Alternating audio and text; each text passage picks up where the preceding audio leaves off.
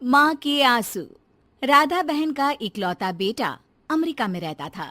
एक दिन राधा बहन का किराएदार कहता है, अरे माँ जी अकेली बैठी रहती हैं, बेटे के पास क्यों नहीं चली जाती? अरे कैसे चली जाऊं, नई नई शादी हुई है। अभी तो थोड़ा बहू के साथ समय बिताएगा, तभी तो दोनों के बीच समझ बढ़ेगी ना। अरे कैसी बात कर रही हैं माँ जी, समझ बढ़ाने के लिए 5 साल काफी होते हैं। 5 साल की शादी को कोई नई शादी नहीं कहता। हाँ वो तो है। आया था पिछले साल उसका फोन, पूछ रहा था कैसी हो, पर अब तो काफी साल हो गए, कोई फोन भी नहीं आता।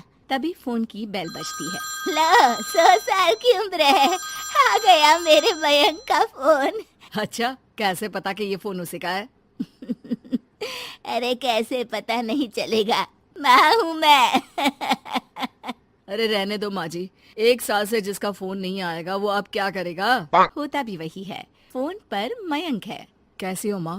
अरे बेटा, तेरी आवाज सुन ली, अब तो मौत भी क्यों ना आ जाए, बहुत याद आती है बेटा। माँ मैं वो ऑफिस में था। अच्छा माँ, वो रीना बोल रही थी कि तुम अकेली रहती हो इंडिया में, वो ठीक नहीं है। अब बुजुर्ग भी तो हो रही हो, अकेले पकाना खिलाना, वो चाह रही है कि अब तुम यहीं आ जाओ, हम लोग साथ रहते हैं ना। राधा बहन की आंख से पानी गिरने लगता है। वो कुछ नहीं बोल पाती। माँ हेलो, सुन रही हो ना माँ? हाँ बेटा, तेरे साथ रहूंगी, सुबह शाम तुझे देखूंगी, और क्या जीवन में है तेरे पापा के जाने के बाद। तभी बीच में बेटा माँ को रोक देता है। हाँ हाँ ठीक है माँ, तो मैं आता हूँ अगले हफ्ते तुम्हें लेने के लिए। राधा बहन को तो मानो बुढ़ापे में किसी ने पंख दे दिए हो। उड़ी जा रही थी पूरे मोहल्ले में। अरे वो मयंक आ रहा है, अब तो अमेरिका जा रही हूँ मैं, वहीं रहूंगी। अच्छा है मौसी, आपका जीवन देखकर तो मुझे भी रोना आ जाता था। कोई बात नहीं मौसी, देर से ही सही, सब अच्छा होने वाला है अब। राधा बहन दौड़ दौड़ कर सामान ला रही थी। अरे इतना सामान तो 2 साल में भी कभी नहीं खरीदा जो 2 दिन में लिए जा रही हो मौसी। अरे बेटा आ रहा है ना अमेरिका से। अच्छा अच्छा, तो पकवान बनाने की तैयारी चल रही है? हाँ बिल्कुल, उसको बेसन के लड्डू बहुत पसंद है। रात भर भूनना तलना ये सब प्रोग्राम चलता रहता है राधा बहन के घर में। और फिर वो दिन भी आ जाता है जब बेटा घर आता है। कौन?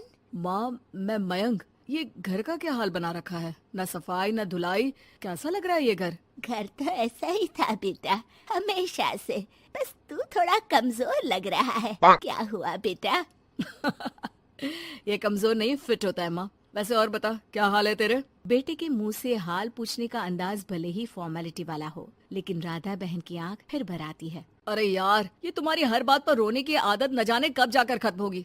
सही कहती है रीना तुम्हारे लिए। रीना बहू क्या कहती है मेरे लिए? यही के बस यही एक आदत है तुम्हारी माँ की, इमोशनल ब्लैकमेल। अरे यार, अब इसमें रोने की क्या बात है?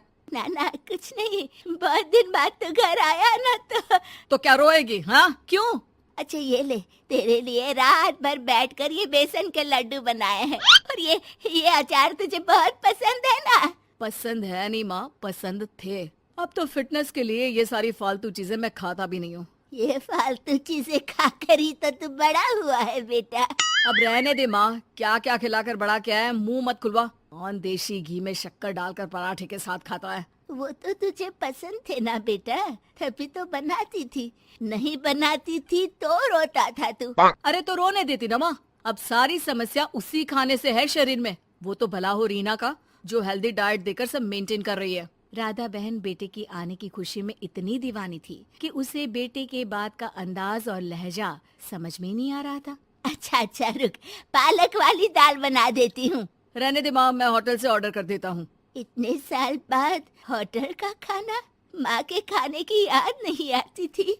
अरे माँ, फिर इमोशनल डायलॉग, प्लीज माँ। अच्छा सुन, बहुत कम वक्त है हम लोगों के पास, जल्दी जल्दी सारी पैकिंग कर ले। और हाँ, इस घर को बेचना होगा। कैसी बात कर रहा है? तेरे पापा और मैंने एक एक पाई जोड़कर इस मकान को बनाया था। हाँ पर तू जा रही है ना, फिर कौन मेंटेन करेगा? कैसे क्या होगा माँ, मैं तो अब इंडिया आऊंगा भी नहीं। बेटा तो सो जाता है, लेकिन माँ घर का एक एक कोना घूम घूम कर देखती है। सही बात है, क्यों मोह माया जोड़ रही हूँ मैं इस घर से? आखिर बेटे के साथ रहना ही तो होता है हर माँ बाप को। लेकिन इनकी यादें हर एक कोने में है।